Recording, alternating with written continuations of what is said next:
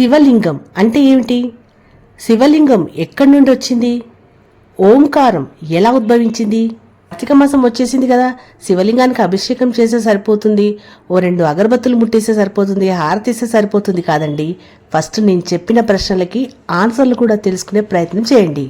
ముందుగా ఈ వీడియోకి ఒక లైక్ కొట్టేసి ఓం నమ శివాయ అంటూ కామెంట్ చేసి మీకు నచ్చిన వారికి, భక్తిభావం ఉన్నవారికి మాత్రమే ఈ వీడియోని షేర్ చేయండి. ఆకాశమే లింగం, భూమే దాని పీఠం, అది సమస్త దేవతలకు నిలయం.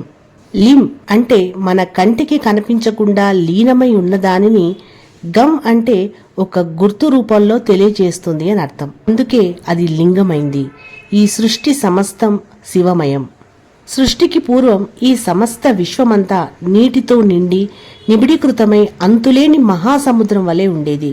ఆ మహాజలం నుంచి ఓ మహా తేజస్సు ఉత్పన్నమైనది. ఆ తేజోపుంజమే క్రమంగా ఒక రూపాన్ని సంతరించుకుంది. ఆ తేజోమయ రూపమే పరబ్రహ్మం. ఆయనే శివలింగ రూపాన్ని ధరించిన శివుడు.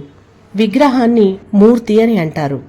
మూర్తి ధ్యానాన్ని బట్టి ఆకారాలుంటాయి, కానీ లింగంలో ఆకారం కానీ రూపం కానీ చెప్ప వీలుండదు.